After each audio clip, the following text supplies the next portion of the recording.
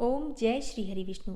जय माता दी दोस्तों, आपके अपने चैनल धर्म साधना में आपका बहुत बहुत स्वागत है। माँ भगवती दुर्गा की कृपा आप और आपके पूरे परिवार पर सदा सर्वदा बनी रहे।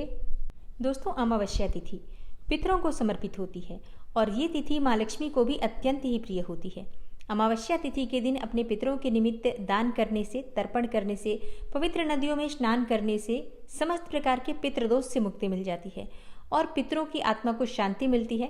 और जब हमारे पितरों की आत्माएं प्रसन्न होकर हमें आशीर्वाद देती हैं तो हमारे जीवन की समस्त प्रकार की बाधाओं से हमें मुक्ति मिलती है। पितरों के आशीर्वाद से हमें हमारे कार्यों में सफलता मिलती है, संतान प्राप्ति में आ रही बाधाएं दूर होती हैं, घर में किसी भी प्रकार का कलह क्लेश जो पितृदोष की वजह से रहता है या फिर बीमारियां बनी रहती हैं, हम कर्ज से घिरे रहते हैं, परेशानियों में घिरे रहते हैं पितृदोष की वजह से, तो समस्त प्रकार के पितृदोषों से हमें मुक्ति मिल जाती है जब पितरों का आशीर्वाद हमें प्राप्त होता है। इसलिए अगर आप पितरों का आशीर्वाद पाना चाहते हैं, पितरों की विशेष कृपा पाना चाहते हैं और पितृदोष से मुक्ति चाहते हैं तो अमावस्या तिथि जो कि हर महीने में एक बार आती है, अगर आप इस दिन कुछ विशेष नियमों का पालन करते हैं और शास्त्रों में वर्णित कुछ विशेष बातों का ध्यान रखते हैं तो विश्वास रखिए आपके जीवन की समस्याओं से आपको बहुत शीघ्र मुक्ति मिल जाती है। तो आज की वीडियो में मैं आपसे शेयर करने वाली हूँ कि मार्गशीर्ष मास की अमावस्या तिथि कब है, अमावस्या की तिथि कब प्रारंभ हो रही है, कब समाप्त हो रही है। और हाँ, बहुत से भक्त अमावस्या तिथि का व्रत धारण करते हैं तो अमावस्या तिथि का व्रत कब रखना है। और जो लोग अमावस्या के दिन अपने पितरों के निमित्त दान करते हैं, तर्पण करते हैं, उन्हें ये सभी कार्य कब करने हैं। मतलब आज की वीडियो में अमावस्या से संबंधित संपूर्ण जानकारी आपको शेयर करने वाली हूँ। तो आज की वीडियो बहुत महत्वपूर्ण है, पूरा ज़रूर देखिए और अगर आपको आज की वीडियो अच्छी लगे तो इसे लाइक भी ज़रूर कीजिए। दोस्तों, आपके लाइक्स, आपके कमेंट्स मेरे लिए बहुत महत्वपूर्ण होते हैं क्योंकि ये एकमात्र जरिया है जिनसे मुझे पता चलता है कि आपको ये वीडियो अच्छी लगती हैं और आपके लिए ये वीडियो उपयोगी है। तो अगर वीडियो अच्छी लगती है तो लाइक तो ज़रूर ही किया करें। इसके साथ ही कमेंट बॉक्स में माता रानी के नाम का जयकारा भी ज़रूर लगाएं, इससे आपको सकारात्मक ऊर्जा की प्राप्ति होती है। और अगर आपका कोई भी सुझाव हो, कोई भी प्रश्न हो या कोई विशेष वीडियो देखना चाहते हैं तो उसके लिए भी कमेंट बॉक्स में ज़रूर लिखिए।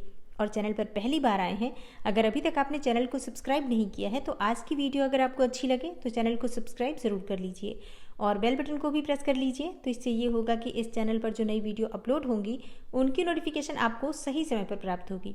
तो सबसे पहले जान लेते हैं कि अमावस्या तिथि कब प्रारंभ हो रही है, कब समाप्त हो रही है और अमावस्या किस दिन की मान्य होगी। देखिए, अमावस्या तिथि प्रारंभ हो रही है 23 नवंबर को सुबह 6:53 पर और अमावस्या तिथि समाप्त होगी 24 नवंबर को सुबह 4:26 पर। तो मार्गशीर्ष मास की अमावस्या 23 नवंबर को है, दिन बुधवार है। और अब बात करें कि अमावस्या तिथि के दिन माँ लक्ष्मी की कृपा पाने के लिए, पितरों की कृपा पाने के लिए क्या करना चाहिए और कौन से वो कार्य हैं जो भूल से भी नहीं करने चाहिए। तो देखिए, आज के दिन हमें प्रातःकाल जल्दी उठना चाहिए। शास्त्रों के अनुसार अमावस्या तिथि के दिन सुबह सूर्योदय से पहले उठना चाहिए और हाँ, उठकर अपने घर की साफ सफाई जरूर करनी चाहिए। अगर आप बहुत अधिक आर्थिक तंगी से परेशान हैं, पितृदोष से परेशान हैं, किसी भी प्रकार के ग्रह दोष से परेशान हैं, तो प्रत्येक अमावस्या अपने घर की अच्छी तरह से साफ सफाई कीजिए। जैसे कि घर में अगर कहीं पर भी जाले लगे हों तो आज के दिन उतार दीजिए, घर के कोने कोने से साफ सफाई कर लीजिए। जो भी कूड़ा कचरा निकलता है, जो भी मिट्टी थोड़ी बहुत निकलती है, धूल निकलती है, सफाई करने के बाद ये सभी चीज़ें अपने घर से निकाल दीजिए। मतलब कूड़ा कचरा आज सुबह सूर्योदय से पहले घर से बाहर अगर आप निकाल देते हैं तो इससे आपके घर में सकारात्मक ऊर्जा का वास होता है और माँ लक्ष्मी का प्रवेश होता है। इसके साथ ही आपके पितरों का आशीर्वाद भी आपको प्राप्त होता है। आज के दिन सुबह सूर्योदय से पहले उठकर जैसे आप साफ सफाई कर लेते हैं, उसके बाद से अपने घर के मुख्य द्वार की सफाई विशेष रूप से करनी चाहिए और घर के मुख्य द्वार पर जल का छिड़काव भी करना चाहिए। तो हर अमावस्या पर आपको ये कार्य जरूर करना है क्योंकि शास्त्रों के अनुसार आपके पितर इस दिन मतलब अमावस्या तिथि के दिन आपके घर के आसपास ही होते हैं। किसी भी स्वरूप में वो आपके घर आ सकते हैं, चाहे किसी याचक के रूप में या किसी जीव जंतु के रूप में। इसलिए ऐसा कहा जाता है कि आज के दिन अगर कोई याचक आता है आपके यहाँ मांगने तो उसे खाली हाथ नहीं लौटाना चाहिए। घर के द्वार पर कोई जीव आता है, जैसे कि कोई गाय आ जाए, कोई कुत्ता आ जाए, कोई भी जीव जंतु आता है तो उसे बिल्कुल ऐसे ही वापस नहीं लौटाना चाहिए, कुछ न कुछ खाने के लिए अवश्य देना चाहिए।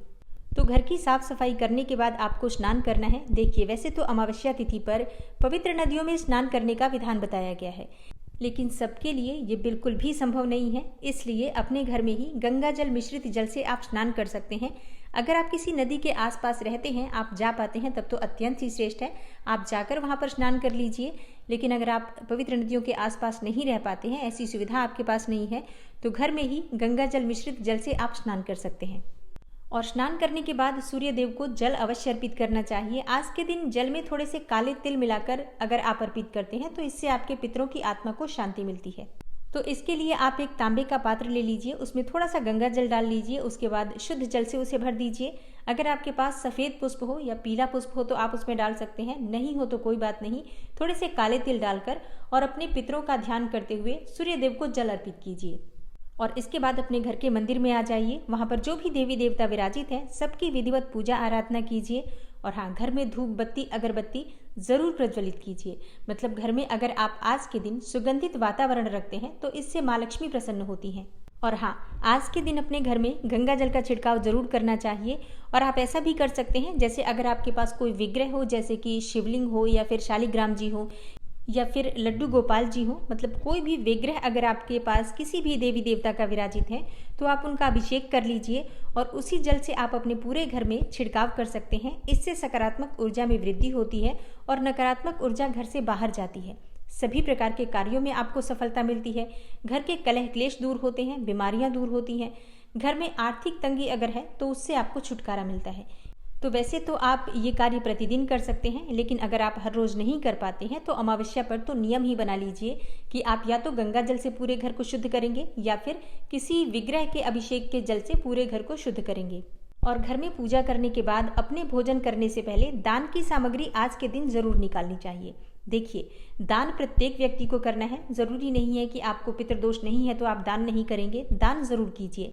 और हाँ, अगर आप कहीं पर अकेले भी रहते हैं, मतलब कोई भी परिवार का सदस्य आपके साथ नहीं रहता है, तब भी आप चाहें तो दान कर सकते हैं। दान करने से घर की नकारात्मक ऊर्जा दूर होती है, आपके ऊपर किसी भी प्रकार का ग्रह दोष का प्रभाव होता है तो वो दूर होता है। और अमावस्या का दान समृद्धि दिलाने वाला दान होता है, इसलिए प्रत्येक व्यक्ति को दान करना चाहिए। किन चीज़ों का दान करना चाहिए?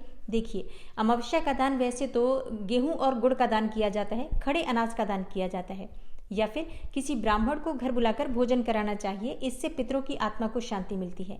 लेकिन अगर आप ऐसा नहीं कर पाते हैं या फिर अगर आपके पास खड़ा अनाज ना हो तो ऐसे में आप आटा, दाल, सब्जियां, चावल, मतलब खाने की सामग्री जो कि भोजन की सामग्री होती है, कम से कम एक व्यक्ति के भोजन की सामग्री निकाल कर और रख दीजिए। कुछ दक्षिणा के पैसे रख दीजिए और अपने दाहिने हाथ में थोड़ा सा जल लेकर 2 बार जल का घेरा दीजिए उस सामग्री के चारों तरफ और संकल्प लीजिए कि मैं ये सभी वस्तुएं दान कर रहा हूँ या कर रही हूँ।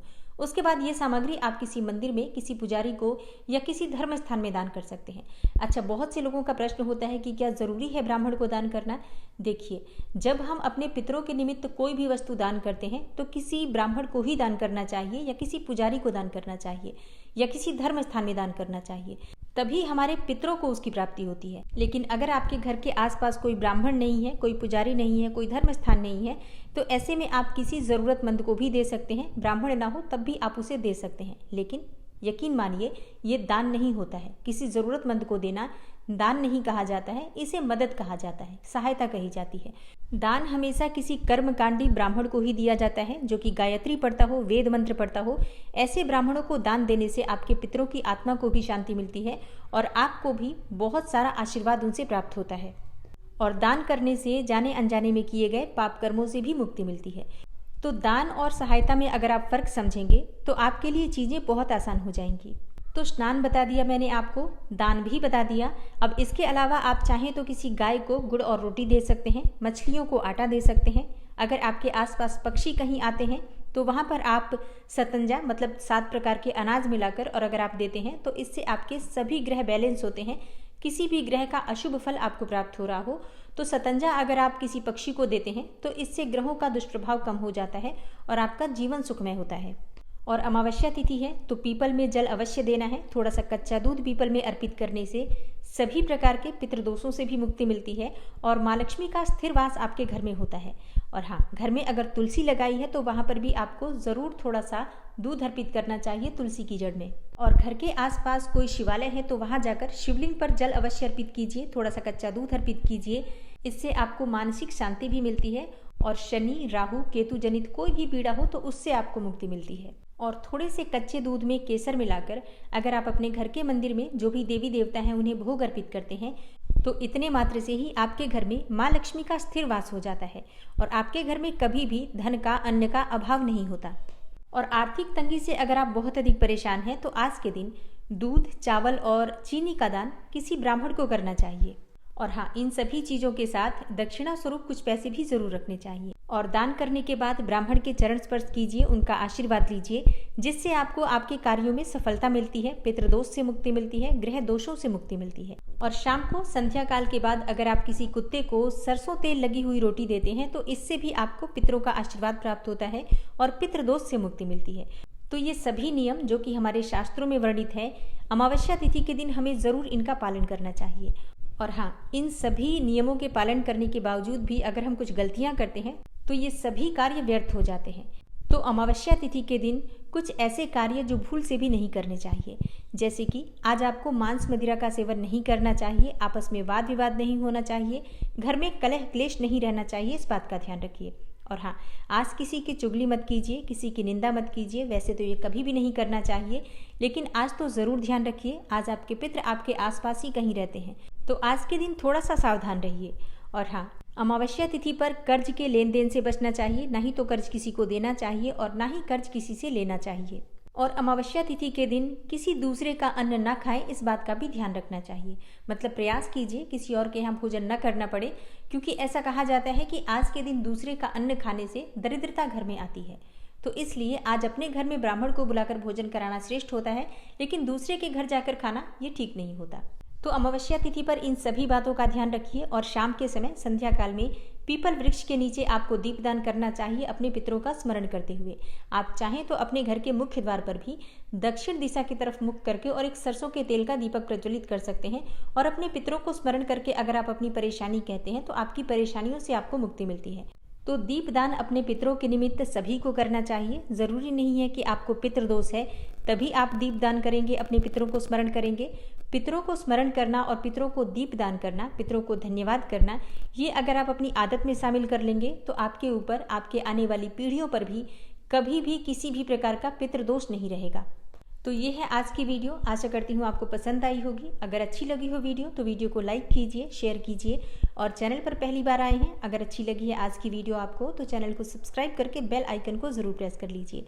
मिलती हूँ मैं आपसे अगली वीडियो में, तब तक के लिए नमस्कार।